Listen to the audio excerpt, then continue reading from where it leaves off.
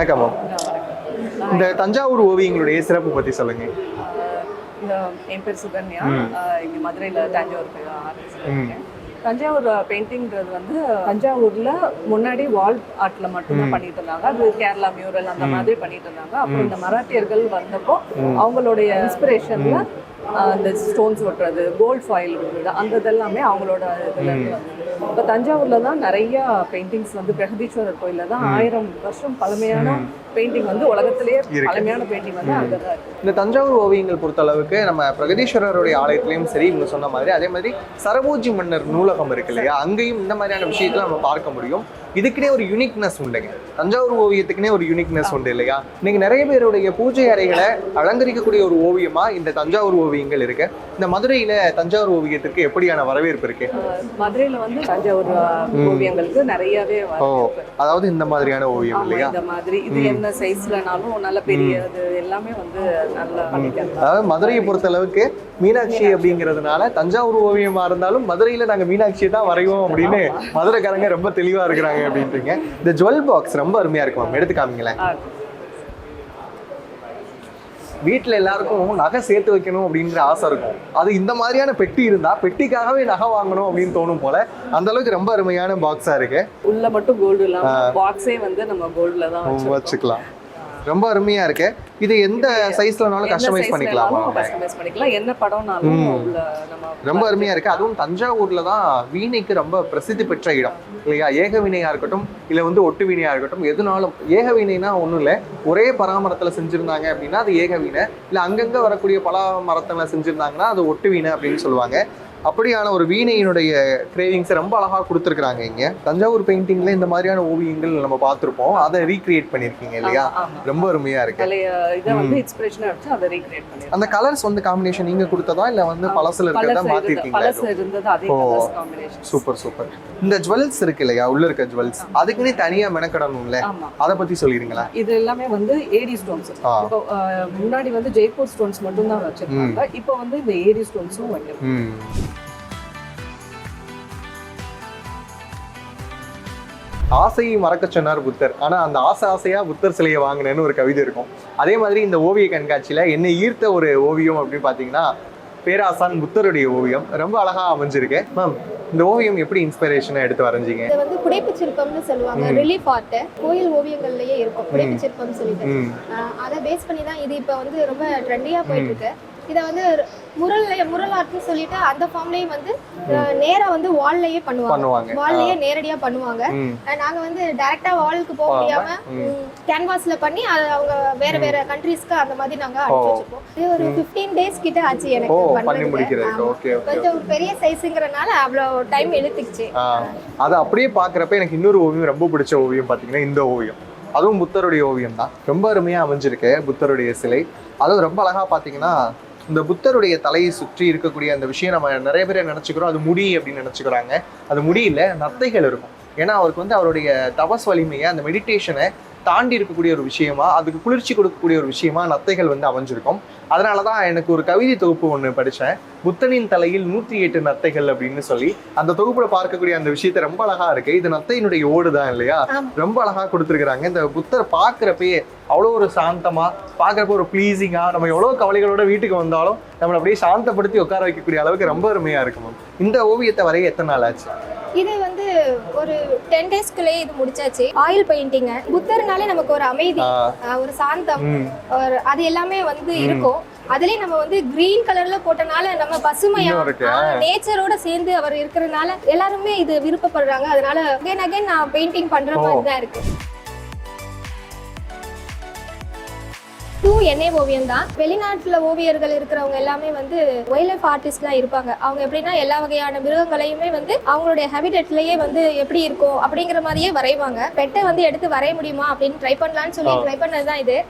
கொஞ்சம் brush strokes எல்லாம் வந்து இன்னும் கொஞ்சம் கிளியரா போட்டா இன்னும் நல்லா இருக்கும், ரொம்ப தத்ரூபமா இருக்கும். எனக்கு ஜஸ்டிஃபை பண்ண முடிஞ்ச அளவுக்கு இது நான் பண்ணியிருக்கேன். ஃபாக்ஸோட கன்னிங்னஸ் அவ்வளவு அழகா வந்து அந்த ஓவியத்துல கொடுத்துருக்காங்க அப்படின்னு நினைக்கிறேன். அது பாக்குறப்ப எப்படா வந்து பாய போறேன் அப்படிங்கிற மாதிரியான ஒரு தன்மையில இருக்குது. எல்லாருக்கும் மோஸ்ட்லி பெட்ஸ்னா வந்து பிடிக்கும். எல்லாரும் ஒரு வகையான பெட் வந்து வளர்ப்போம். சோ இப்ப வீட்ல இருக்க நாய் பூனை அந்த மாதிரி கூட எல்லாருமே ட்ரை பண்ணலாம்.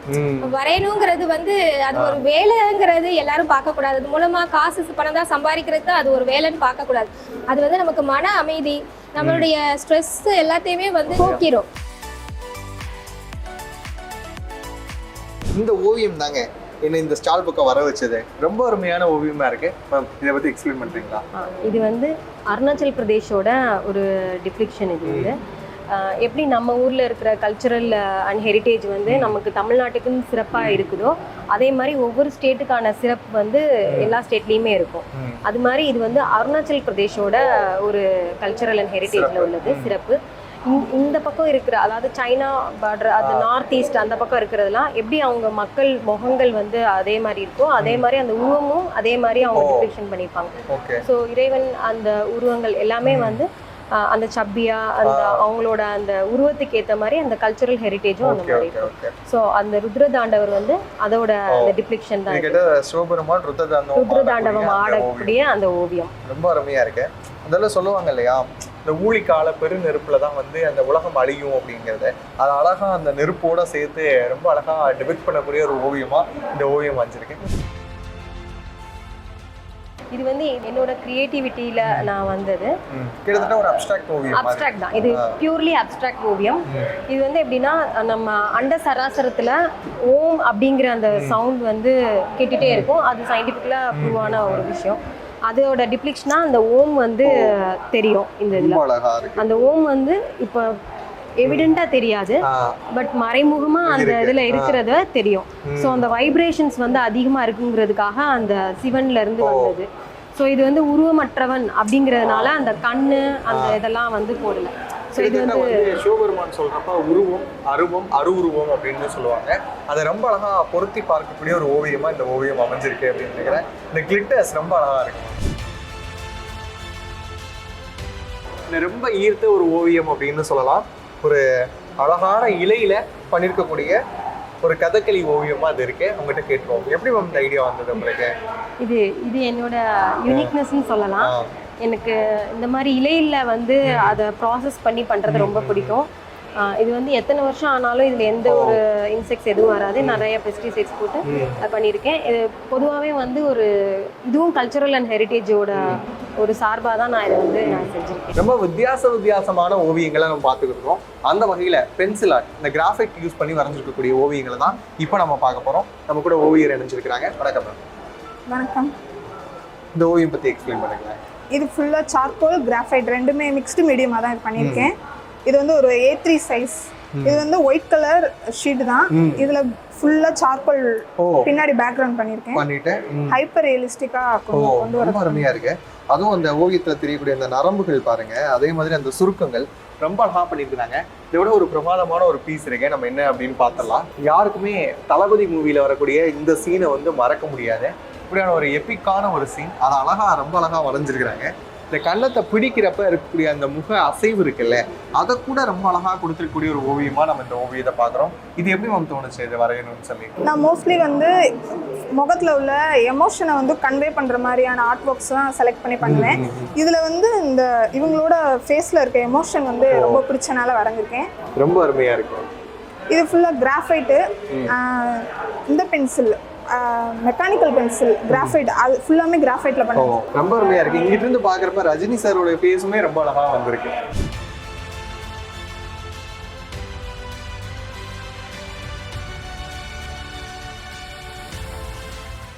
மணிமேகலையை சொல்றப்ப புனையா ஓவியம் அப்படின்னு சொல்லுவாங்க. அந்த மணிமேகலையில் இருக்கக்கூடிய கதாபாத்திரங்களை, அங்க நடக்கக்கூடிய விஷயங்களை கோட்டு ஓவியமா கொடுத்துருக்காங்க. ரொம்ப அருமையா இருக்கு இந்த காட்சிகள் பார்க்குறப்ப. சங்க இலக்கியங்கள்ல குறிச்சி பாட்டு அப்படின்னு ஒரு பாட்டு இருக்கு. ஆரிய மன்னன் பிரகதத்தனுக்கு தமிழர்களுடைய காதல் வாழ்வு சொல்றதுக்காக கபிலர் சொன்ன அந்த பாட்டுல குறிஞ்சி மலர் தொட்டு நிறைய மலர்கள் பற்றி குறிப்பிட்டிருக்கிறாரு. கிட்டத்தட்ட 99 மலர்கள் பற்றி சொல்லியிருப்பாங்க. அந்த 99 மலர்களையும் ரொம்ப அழகாக காட்சிப்படுத்தியிருக்காங்க இந்த கண்காட்சியில. சங்க இலக்கியங்களில் காணப்பட்ட நாணயங்கள் எப்படி இருந்திருக்கலாம் அப்படிங்கிறத ரொம்ப அழகான ஒரு ஓவியமாக கொடுத்துருக்காங்க. ரொம்ப அருமையாக அமைஞ்சிருக்கு. இன்னைக்கு கட்டை காலாட்டம் நம்ம கேள்விப்பட்டிருப்போம். அது எப்படி உருவாகி இருக்கலாம் அப்படிங்கிறத இந்த ஓவியம் ரொம்ப அருமையாக காமிக்குது. தேன் எடுக்கிறதுக்காக ஆரம்பிச்ச அந்த கட்டைக்கால் அப்படிங்கிற விஷயம் இன்னைக்கு எப்படி ஒரு கலையாக மாறி இருக்கு அப்படிங்கிறத ஓவியக்கலை ரொம்ப அழகா பிரதிபலிச்சிருக்கு. திருவிளையாடல் புராணத்துல தருமிக்கு பொற்கிளி அரித்த நிகழ்வு அப்படின்னு ஒரு திருவிளையாடல் வரும். அதை ரொம்ப அழகாக கொடுத்துருக்குறாங்க. நீங்கள் திருவிளையாடல் படத்தில் பார்த்துருப்பீங்க, அந்த சீனில் வரக்கூடிய காட்சியை ரொம்ப அழகாக கொடுத்துருக்குறாங்க. இந்த ஓவியம் எதை குறிக்குது அப்படின்னு பார்த்தீங்கன்னா, பிரகதீஸ்வரர் ஆலயத்தினுடைய திருப்பணி நடக்கிறப்ப, இந்த பெருவுடையார் கோயிலினுடைய திருப்பணி நடக்கிறப்ப நந்தி சிலையை வடிவமைச்சிட்டு இருக்கிறாரு ராஜராஜ குஞ்சர மல்லர். அவர் வடிவமைச்சிட்டு இருக்கக்கூடிய நேரத்தில் ஆட்கள் யாரும் இல்லாததுனால அந்த சிற்பிக்கு தன்னுடைய கைகளாலேயே ராஜராஜ சோழன் மோர் எடுத்து கொடுத்தார் அப்படிங்கிற விஷயத்த ரொம்ப அழகா ஓவியமாக கொடுத்துருக்காங்க. தன்னுடைய இசை திறத்தால மக்களுடைய மனதில் நீங்காத இடம் பெற்றிருக்கக்கூடிய நபர் தான் MS அம்மா. அவங்களுடைய அழகான ஓவியம் இங்கே அமைஞ்சிருக்கு. உலக அழகி கிளியோபாட்ரா பற்றி கேள்விப்படாத நபர்களே இருக்க முடியாது அப்படின்னு சொல்லலாம். அவங்க என்ன செய்வாங்களாம், தன்னுடைய அழகை மேம்படுத்திக் கொள்வதற்காக கழுதை பாலில் குளியல் மேற்கொள்வாங்க அப்படிங்கிற குறிப்புகள் எல்லாம் கிடைக்கும். அப்படிப்பட்ட கிளியோபாட்ரா குறித்து ஒரு அழகான முரல் ஓவியம் நம்ம பார்க்குறோம். இந்த ஓவிய கண்காட்சியில் நம்ம கூட இருக்கிறது ஓவியர் தங்கராஜ் பாண்டியன். அவர் வரைந்திருக்கக்கூடிய ஒரு அருமையான ஓவியம் தான் இந்த ஓவியம். சார், இந்த ஓவியத்தை பற்றி எக்ஸ்பிளைன் பண்ணுங்களேன். ஓகே சார், என் பேர் தங்கராஜ் பாண்டியன். நான் ஒரு தனியார் பள்ளி ஓவிய ஆசிரியர். இது ஒரு திருக்குறள் சம்மந்தமாக நான் டிராயிங் பண்ணியிருக்கேன். 3x2 சைஸாக இருக்குது. அணங்குகொள் ஆய்மயில் கொள்ளோ கணங்குலை மாதர்கொள் பாலுமே நெஞ்சு. அதான் சார், அது ரொம்ப அழகான திருக்குறள். என்ன அப்படின்னா, ஒரு தலைவன் தலைவியை பார்க்குறான். பார்க்குறப்ப இவ வன்மகளா இல்லை விண்மகளா, பார்க்க இவ்வளோ அழகா இருக்கிறாளே, இவ தெய்வ பெண்ணா இல்லை ரம்பை ஊர்வசி மாதிரியான பெண்ணா அப்படின்னு யோசிக்கக்கூடிய அந்த ஓவியத்தை ரொம்ப அழகா ஓவியத்தில் கொடுத்துருக்குறாங்க இல்லையா சார்? ஆமாம் சார், ரொம்ப அழகா இருக்கு. நம்ம இலக்கியங்களில் காணப்படக்கூடிய ஒரு உயிரினம்னு பார்த்தீங்கன்னா யாழி. கிட்டத்தட்ட சிங்கத்தை விட வலிமையான ஒரு விலங்கு அப்படின்னு சொல்றாங்க. அது விலங்கும் அல்லாது பறவையும் இல்லாத உயிரினம் மாதிரியான விஷயங்கள். இது சிற்பக்கலைகளில் நிறைய சிற்பங்களில் கோயில் சிற்பங்களை நீங்கள் பார்க்க முடியும். அதை ரொம்ப அழகா டிபிக்ட் பண்ணி ரொம்ப அழகா கொடுத்துருக்குறாங்க. இப்போ நம்மோட இணைஞ்சிருக்கக்கூடிய நபர் யார் அப்படின்னு பார்த்தீங்கன்னா, அன்றில் சித்திரக்கூடத்தினுடைய நிறுவனர் ராஜேஷ் அவர்கள். வணக்கம்ண்ணா. இந்த எண்ணம் எப்படி உருவாச்சு உங்களுக்குள்ள? ஓகே, எனக்கு வரலாறு மேலே ஒரு ஆர்வம். அதுக்கு முக்கியமாக இந்த பின்னாடி இந்த படத்தில் நாங்கள் வரைஞ்சிருக்கிறது பேராசிரியர் திரு R. வெங்கட்ராமன். அவங்க நிறைய பாரம்பரிய நடைப்பயணம்லாம் ஆர்கனைஸ் பண்ணிட்டு இருந்தாங்க. அப்போ நான் இன்டாக்னு ஒரு அமைப்பில் சேர்ந்ததுனால அவங்களோட சேர்ந்து நிறைய இடங்களுக்கு பயணப்பட்டோம். அப்போ ஒவ்வொரு இடத்துலையும் அந்த வரலாறு பின்னாடி உள்ள கதைகள், அதில் உள்ள முக்கியத்துவம், ஒவ்வொரு இடமும் யூனிக்காக இருக்குது. அதுவும் மதுரையை சுற்றி ஏகப்பட்ட வரலாறும். அந்த அடிப்படையில் அவர் ஒரு ஆர்ட் ஹிஸ்டாரியன் கூட. அதாவது இது மதுரை காமராஜ் யூனிவர்சிட்டியில் ஓவிய வரலாறு அதுக்கு ஒரு துறை இருக்குது. அதுக்கு அவர் பேராசிரியராக HOD-யா இருந்தவங்க. ஸோ அவங்க அதனால அவர் எப்போ எதுனாலும் வரைவார், போர்டில் வரைஞ்சி காமிப்பார். நேச்சுரலாகவே அவருக்கு அது இருக்கிறது. ஸோ அவரோட இன்ஃப்ளூயன்ஸில் எனக்கும் ஆர்ட் மேலே ஒரு ஆர்வம். அது கிட்டத்தட்ட ஒரு 10 வருஷமாக தொடர்ந்து இருந்துச்சு. அப்புறம் நான் ஏதாவது ஒரு சின்ன புக்லெட் மாதிரி பண்ணுறது, இல்லை ஏதாவது ஒரு டாக்குமெண்ட்ரி பண்ணுறதுன்னா, நான் ஓவியர்கள் குணசேகரன் இவங்கெல்லாம் ஒரு 2-3 பேர் தெரியும், அவங்கள்ட்ட இருந்து வரைஞ்சி வாங்குவோம். இப்படி இருந்த தொடர்பு இருந்தது. அப்புறம் மதுரையில் இந்த மாதிரி கேலரி இல்லை, ஓவியர்களுக்குன்னு ஒரு இடம் இல்லைன்றது ரொம்ப நாளாக பேசிகிட்டு இருந்தோம். அப்புறம் இந்த இடம் கொஞ்சம் சூட்டபுளாக தெரிஞ்சிச்சு.